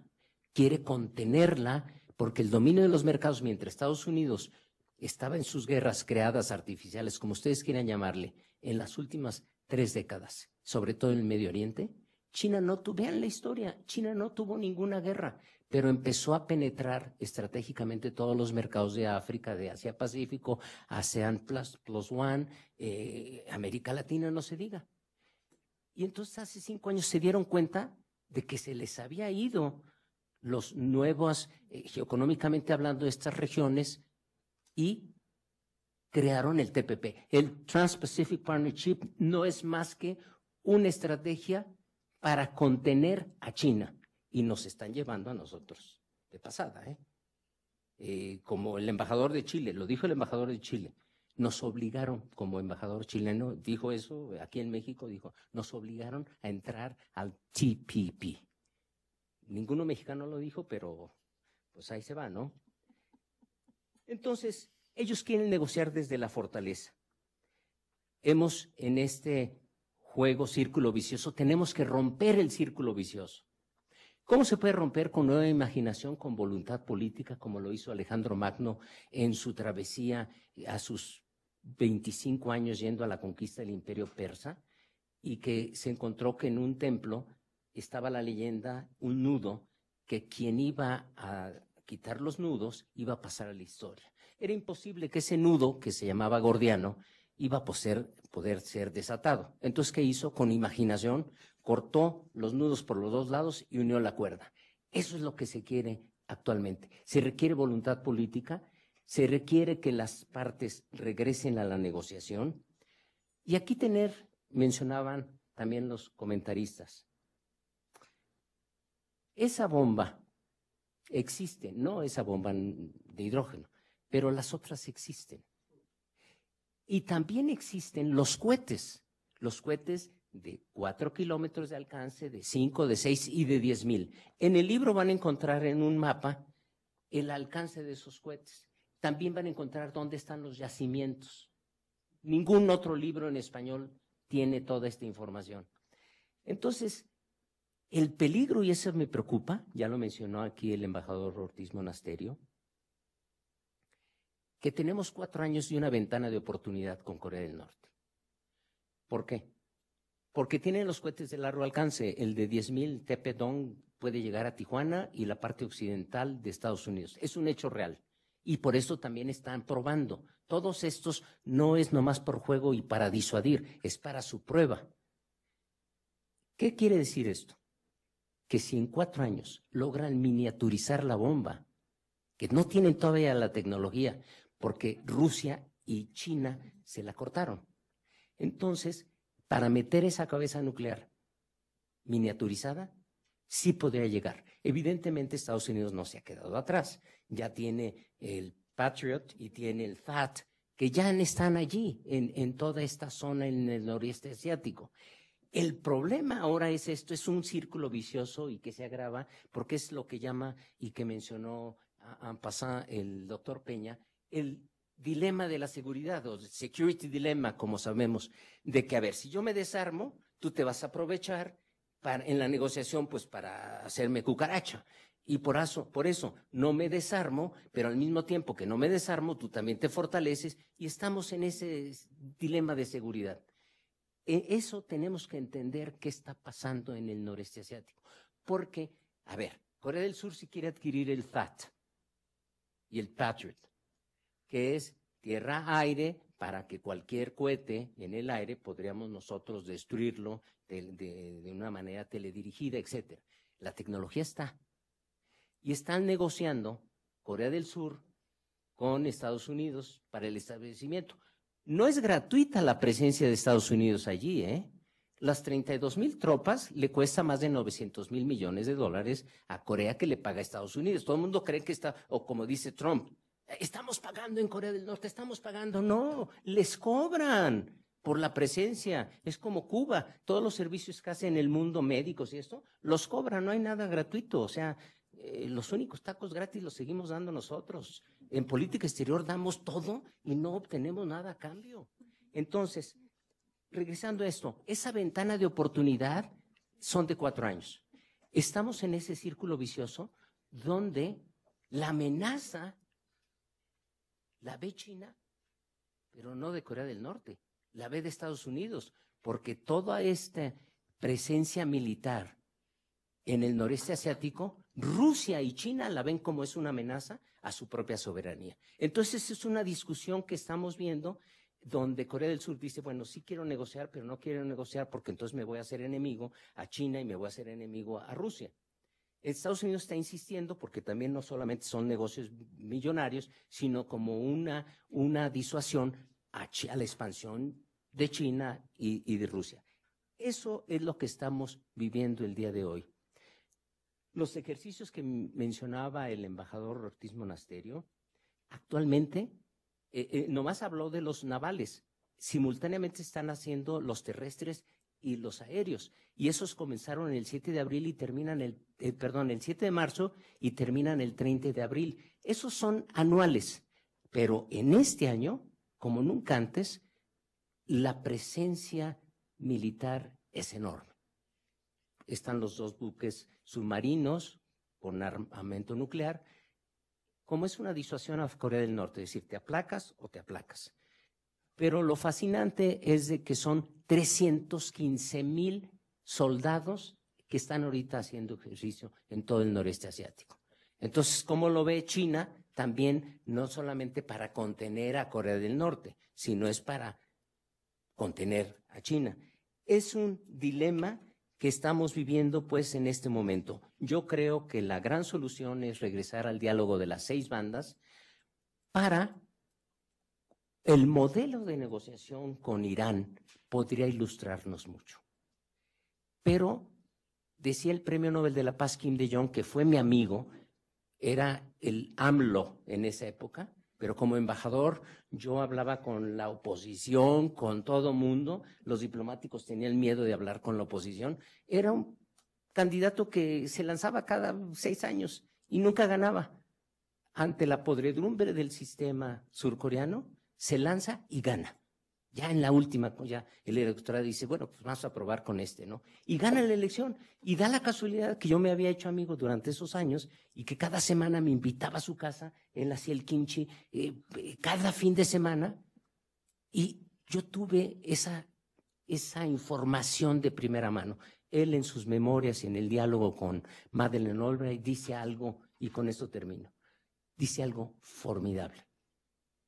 Le dice a Madeleine Albright, los coreanos del norte se sienten amenazados. Ellos nunca van a negociar desde la amenaza. Tenemos que hacerles sentir que no les estamos amenazando, que tenemos que integrarlos. Y en eso estamos. Yo sí creo, quiero ser muy optimista y hablo sobre la reunificación, porque ha habido muchos proyectos. Y con esto ahora sí termino. Hay una investigación hecha por el Instituto Hyundai, una Corea unificada en 10 años va a convertirse de la 13ª economía que hoy es Corea del Sur en la 8ª economía mundial y en 40 años en la 4ª economía, sobrepasando a Inglaterra, sobrepasando a Francia. Y hablan de que ahorita tenía 10,000 de PIB per cápita en Corea del Sur, y Corea del Norte tiene $1,000 per cápita. Pero unidas, porque los recursos están en Corea del Norte, petróleo, oro, cadmio, todo eso, una Corea unida estaría sobrepasando con el tiempo al propio Japón. Por tanto, ahí están los intereses que no quieren que se unifique. O sea, no es que no quieran, sí hay un interés de ellos. Es un análisis complejo y veamos la última resolución de la ONU, que es más dura que las anteriores. Le prohíbe la venta de carbón, de hierro, de oro, de titanio, de tierras raras. Las tierras raras son las que se utilizan para hacer nuestros chips, nuestros teléfonos. Financieramente congelan todas las cuentas. Ahorita están todos los bancos de Corea del Norte en el mundo congelados en los 193 países miembros de la ONU. Congelan la venta de combustible, turbocina, etcétera. Hicieron un bloqueo muy similar de lo de Cuba, bloquearon a Corea del Norte, no puede entrar o salir barco sin ser inspeccionado. Y si hay muchas dudas, Filipinas acaba de incautar un barco. Nosotros tenemos, por cierto, uno en Tuxpan, por otras razones, pero allí está incautado, por una decisión del Consejo de Seguridad también. Entonces, ¿cuál es la conclusión? De que es un problema real, nos afecta a todos, porque la inseguridad existe, pero que no queda otra más que la negociación. Y yo sí creo en una negociación a 6 bandas, donde los intereses de Rusia, de China, de Japón, de Estados Unidos, de Corea del Norte y del Sur deben de ponerse en la mesa para llegar a una zona más estable. Muchas gracias.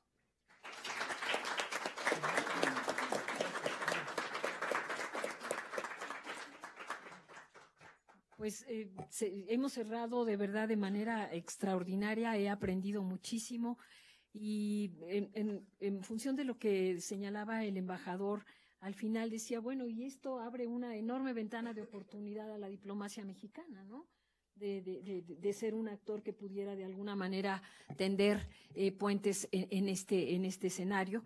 Y bueno, hablaba también de todo el conflicto en el tema del Mar de China y los ejercicios militares conjuntos entre los americanos y los australianos, que son realmente, digo, uno si le toca presenciar cómo vuelan los aviones y es muy impresionante. Es decir, bueno, y en Australia uno dice, ¿y dónde está la guerra, no? Pero bueno, el tema de cómo se están utilizando todas estas fronteras precisamente como para amedrentar, ¿no? Y tender un escudo digamos, de temor en términos de Corea del Norte. Es profundizar el aislamiento de Corea del Norte en medio de este escenario que pasa por la división incluso del sureste asiático, ¿no? Vietnam ahora está en favor de los americanos, ya lograron eso, vis-a-vis, pues Camboya para nada, Laos tampoco. Entonces, si uno observa con detenimiento lo que pasa en aquella región del mundo, me parece que puede uno más o menos comprender cómo se modifica el tablero del ajedrez. Así que bueno, les agradezco muchísimo y por favor ahora la mesa pasa para aquel lado. Embajadora, a mí me gustaría que usted hiciera algún comentario. Además, a mí me parece magnífico que haya sido una mujer la que tengamos aquí y que usted haya tenido también como mujer esa experiencia y que me expliquen cómo está esto de que México, nosotros tenemos entonces representación diplomática en ambos países, ¿no? ¿Y cómo opera esto? Con todo gusto. Bueno, pues yo en principio estoy completamente de acuerdo con lo que se ha dicho en esta mesa. El libro del embajador Roldán pues es muy preciso en muchos puntos. Bueno, yo creo que en su mayoría. Yo no he tenido oportunidad de leerlo todo, pero oí su presentación en la ASEM. Y además los comentarios que han hecho los dos comentaristas creo que son también muy oportunos y muy precisos y no puedo estar más de acuerdo con ellos. Efectivamente, yo fui la primera mujer embajadora de México en Corea y cuando me anunciaron que ya me habían designado, yo dije, ¿pero cómo? Si yo no hablo coreano y soy mujer. Fue mi primera reacción. Y me dijeron, no, pues ya Corea está un poco más abierta, van a hablar inglés, no hay ningún problema. Y pues al principio fue un reto, verdaderamente, porque pues uno trabaja a base de los intérpretes, ¿no? De las personas de la embajada que tenían que hacer las gestiones. Y yo les decía, necesito ir a ver a tal funcionario o a la iniciativa privada. Y le decían que no a mi secretaria. Yo les decía, pues no te acepto un no como respuesta. Así que tenemos que abrir el campo de acción porque tenemos que traer al presidente Lee Myung-bak a México y yo necesito estar en contacto tanto con la autoridad como con la iniciativa privada. Entonces fue todo un reto, pero pues fue un reto muy satisfactorio porque pues nunca hubiera yo pensado vivir en una zona del mundo como esta que se ha descrito ahora y que es tan actual para los conflictos que estamos viviendo en el siglo XXI. Entonces, pues fue un honor, un reto. Trajimos al presidente Lee Myung-bak justamente y eso nos abrió también un espacio importante en la relación con Corea.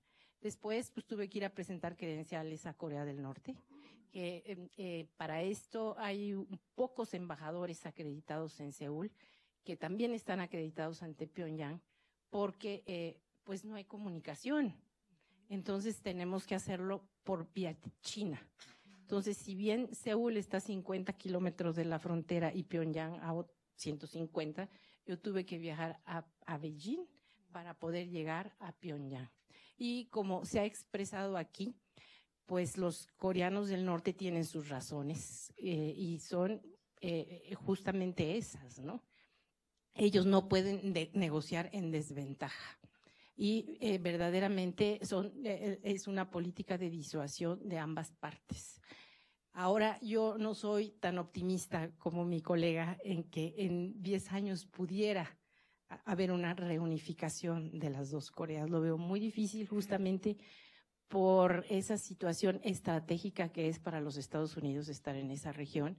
Y ahora mismo, pues China también está ya estableciendo sus bases militares en estas islotes que no les sirven a nadie, pero que ellos los están peleando para ellos mismos.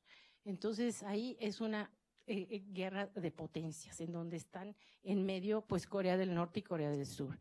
Tampoco China va a querer a los Estados Unidos como vecinos allá en la frontera entre Corea del Norte y China.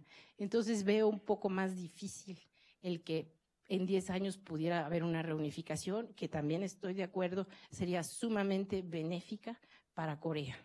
Y pues sí hay estudios donde se dice que en vista de que Corea del Norte tiene los recursos y Corea del Sur tiene el know-how, la tecnología, pues sería la cuarta potencia mundial económicamente, pues en unos años. Entonces es una zona sumamente interesante y ya no quiero tomar más tiempo, pero los felicito bueno, desde luego a Eduardo y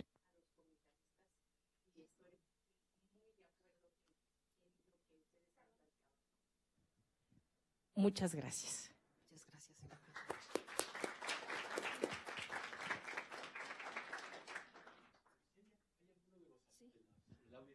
A ver,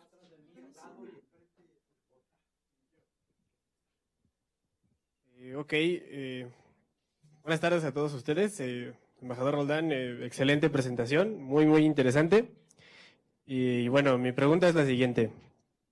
Pues planteó usted que cambió la situación coyuntural de las Coreas de acuerdo a la presencia política en Estados Unidos de Bill Clinton y de Jimmy Carter. Y que entonces cambia la situación, la postura de los Estados Unidos frente a la situación de Corea del Norte en el momento en el que se da esta transición hacia el régimen de Bush. Y entonces ahora mi pregunta sería, de acuerdo con lo que usted concluye, ¿cuál sería la postura de Trump respecto a cómo manejaría la situación de Corea? Pues imaginándonos que pues accede a la presidencia. si les parece, tomamos 3 preguntas para que puedan responderlas. ¿Alguien más había?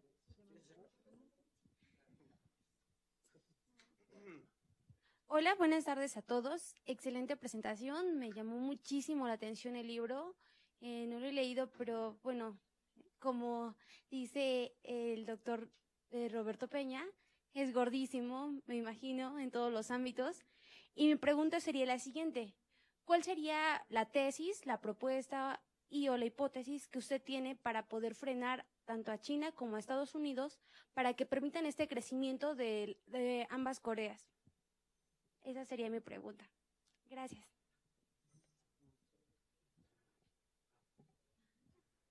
Igual, la felicito por la presentación y mi pregunta es, de acuerdo con la tradición de la diplomacia mexicana de mediar algunos asuntos internacionales, yo quisiera saber cuáles han sido los esfuerzos de México en torno a este tema.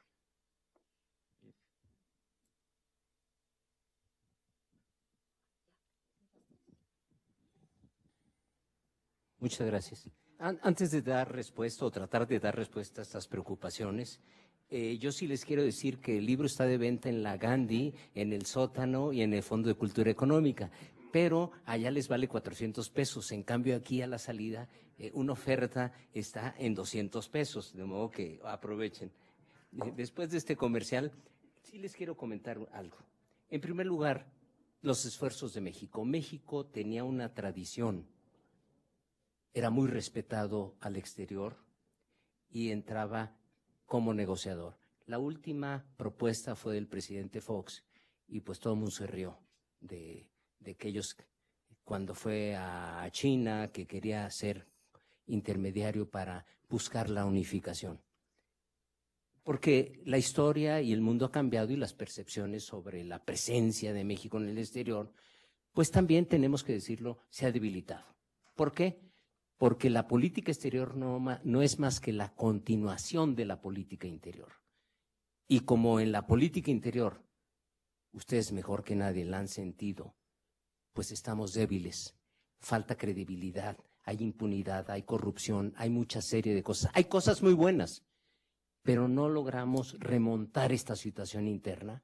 Evidentemente que la imagen también en el exterior cae. Entonces ya no tenemos esa capacidad. México ha seguido en los foros internacionales las decisiones que se toman en Naciones Unidas. O sea, la incautación de este barco en Tuxpan fue no porque hubiéramos querido, sino porque el Consejo de Seguridad prácticamente nos obligó a tomar esa decisión. Se le iba a liberar porque habían destruido los corales, pero cuando ya vino, y fíjense lo chistoso del caso, no fue el propio gobierno de Estados Unidos, sino fue un abogado que estaba defendiendo a un protector de derechos humanos, a un misionario que estaba preso en Corea del Norte, que había hecho daños y que había que resarcir esos daños, y entonces qué mejor que ese barco que aquí, que se incautara y se pagara con la venta de ese barco los daños. Pero viene después la decisión del Consejo de Seguridad y entonces pues se quedó allí. ¿Cómo está la situación? Pues no avanza. No avanza ahora, sobre todo con la resolución del Consejo de Seguridad 2270, que endurece todas esas medidas. Yo creo que la situación en relación a las otras dos preguntas no es fácil de contestar. Es como la pregunta de los 64,000 en un famoso programa de televisión. Lo que sí es cierto es que hubo un cambio drástico entre la política exterior de Clinton hacia el noreste asiático y la de Bush, cuando se crea la estrategia del eje del mal, para justificar una serie de cuestiones que no hay tiempo aquí para explicar. Pero sí fue un quiebre histórico esto y que estamos viviendo las consecuencias. Una inestabilidad regional es un caso regional que tiene impacto internacional y hay cuestiones internacionales que tienen impactos regionales, como es el caso de la península coreana. ¿Qué va a pasar con Trump? Yo que vea, yo no he escuchado nada de diseño de la política exterior. La política exterior de él es destruir a México, hacer la guerra contra México, crear el muro. Y sí sabe, y nadie de los periodistas, yo no veo que con datos duros le respondan para deshacer sus argumentos falaces.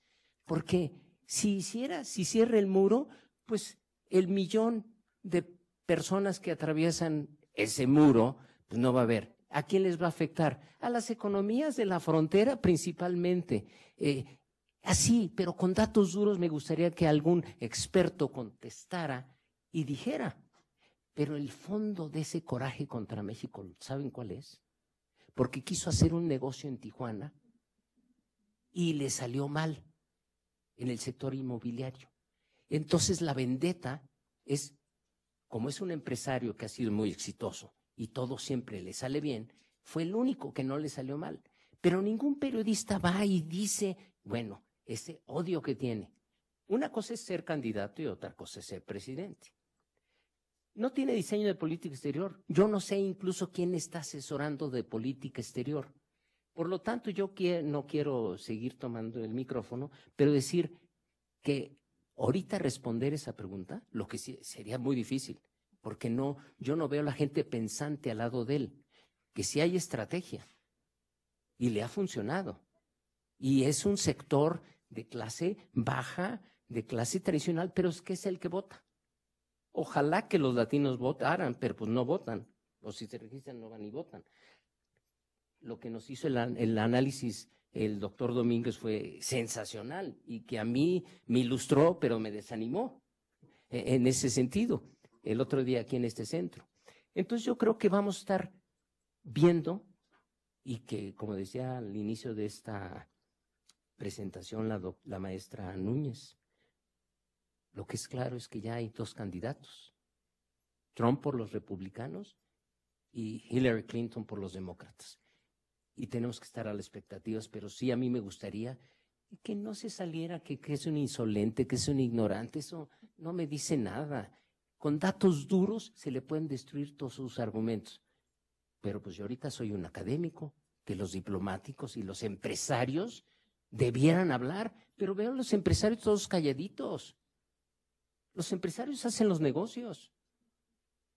Y los funcionarios todavía peor. Hasta que vino el vicepresidente Biden, como que aceptamos a responder. Entonces todo el mundo, ante el mundo internacional quedamos como tontos, porque nos vinieron a autorizar para que les pudiéramos responder. Entonces, ¿en qué estamos? Falta toda una estrategia y debemos ir pensando, porque el Partido Republicano no es Trump.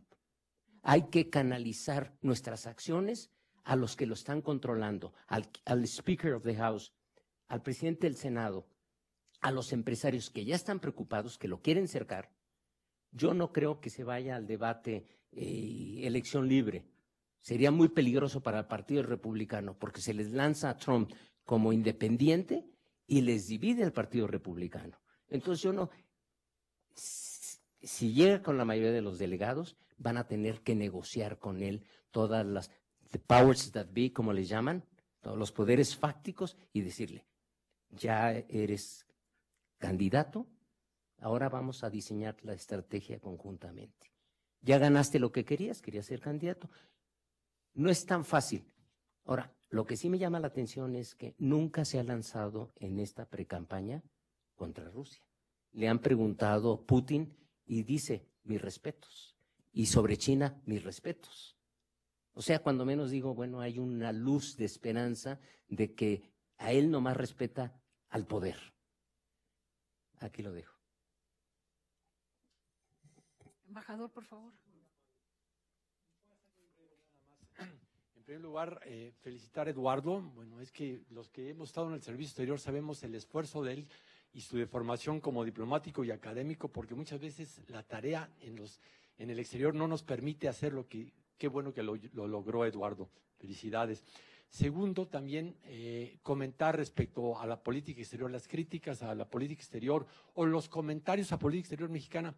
Yo quizás soy el más viejo de aquí y recuerdo desde que tengo conocimiento en la Facultad de Ciencias Políticas, estaba en Relaciones, siempre había una crítica me tocó ese gobierno de Díaz Ordaz y tuve el orgullo de estar en el momento del 68, pero yo recuerdo siempre las críticas a la política exterior, y así como en Estados Unidos, de una u otra forma, los estilos personales o los orígenes de los partidos de uno u otro candidato, no es lo mismo la política exterior republicana que la demócrata, aunque ahora Obama se ha vuelto más del estilo de política exterior republicana desde el punto de vista de aprobarlos o de apoyar los tratados de libre comercio, y a Cuba, etcétera, que no nos hubiéramos imaginado hace muchos años, y que es una realidad y qué bueno. Pero sí comentar que esta crítica a la política exterior en esta administración, bueno, creyeron que el esquema indicado era promover a México y las inversiones de México, que a lo mejor le hubieran podido caer mejor a la Secretaría de Economía o a otra dependencia de la energía. Hablo antes de que hubiera este colapso de los precios petroleros, etcétera. Pero sí es muy importante decir que de una u otra forma el Servicio Exterior Mexicano somos soldados. Y el Servicio Exterior Mexicano, obviamente soldados, pero no estamos callados, también opinamos. Somos representantes del Estado mexicano, nunca ni de un partido, ni tampoco de un gobierno, somos del Estado mexicano. Entonces yo creo que sí es importante dejar abierta esta discusión sobre la política exterior mexicana, digo, de que no es la peor que ha habido, porque, repito, yo recuerdo cada sexenio, bueno, a Echeverría no lo criticaron que porque era tercermundista, que porque tuvo esas ideas, que todo el dinero que se gastó. Cada sexenio hay una crítica. Y concluir nada más con respecto a Estados Unidos. Mi opinión sobre el señor es un escenario donde él llegará a ser candidato. Hace un año, yo tengo una deformación de que mi especialidad es Estados Unidos. Muchos creíamos que era un payaso que no iba a llegar, sin embargo nos equivocamos. Así es que ahora ya creemos que a lo mejor sí llega a ser inclusive hasta presidente. Aunque ahorita dicen que los sondeos son 70-30 a favor de la señora Clinton. Y nada más concluyo con esto. Comentaba la maestra Núñez respecto a la ignorancia, por ejemplo, de que no es un tema Corea, pero es que el factor temor que ha utilizado muy bien este señor, en los Estados Unidos, si les dicen Corea, no saben ni dónde está ubicado. En cambio, el islamismo, los refugiados y México, ¿no? Inclusive el señor Trump de China, porque también ha criticado a China, ha dicho que China es la causante de que no haya, se ha ido todo el comercio para allá, etcétera, etcétera. Entonces también, y segundo, que desde hace 40 años, maestra, la cuestión de McLuhan dijo, el mundo es una aldea común, y va hace 40 años. Gracias, muy amables. Muchísimas gracias al embajador Lemos. ¿Alguna pregunta más? ¿Comentarios de los comentaristas? ¿Quisieran añadir algo? La última, entonces, para cerrar la mesa.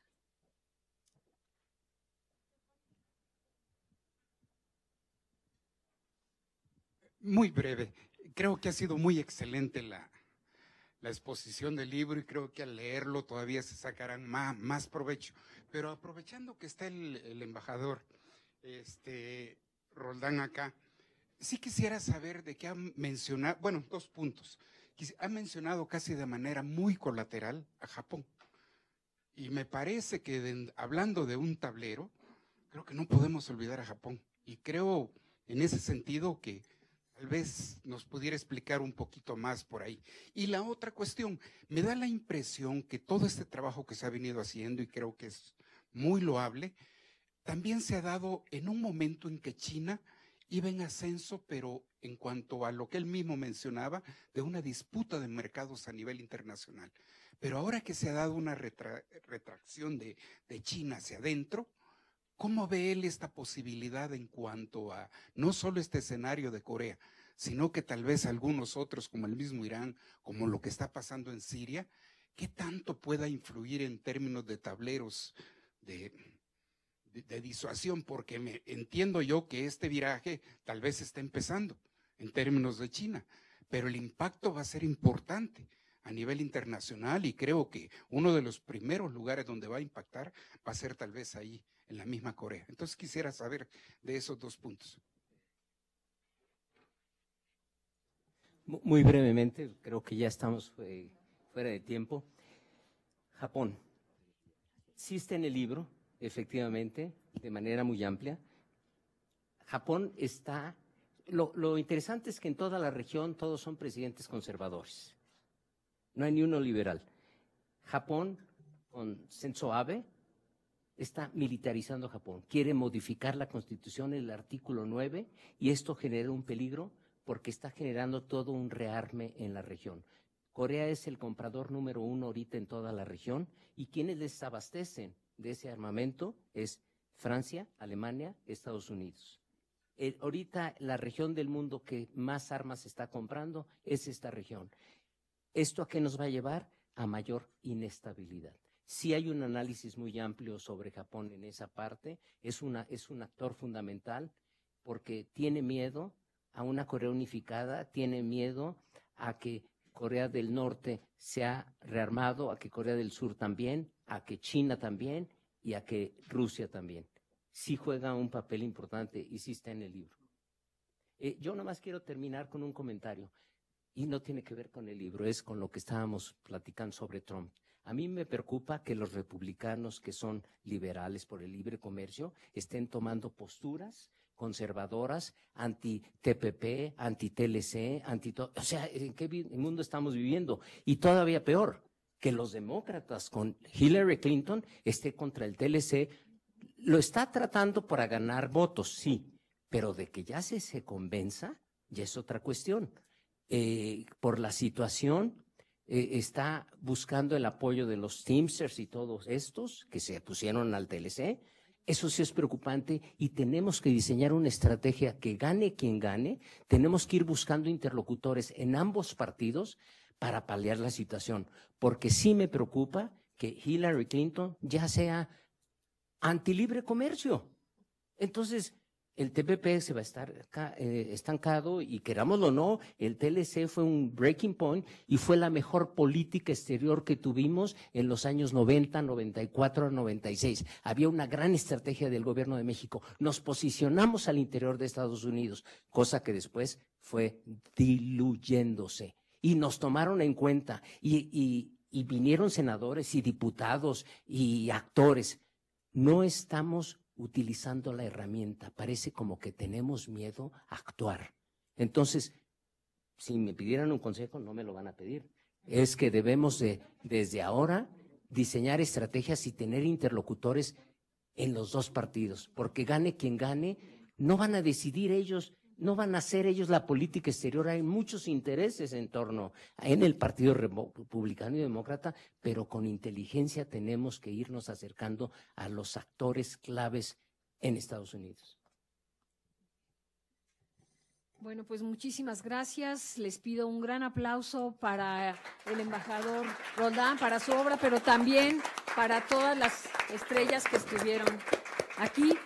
Y quisiera dejarles de tarea no a los alumnos, sino a los embajadores que están aquí presentes. Me gustaría que más adelante armáramos un pequeño curso en donde se hablara de Estados Unidos en el nuevo tablero, hablando sobre todo de Asia y el Medio Oriente. Me parece que esto es absolutamente trascendente.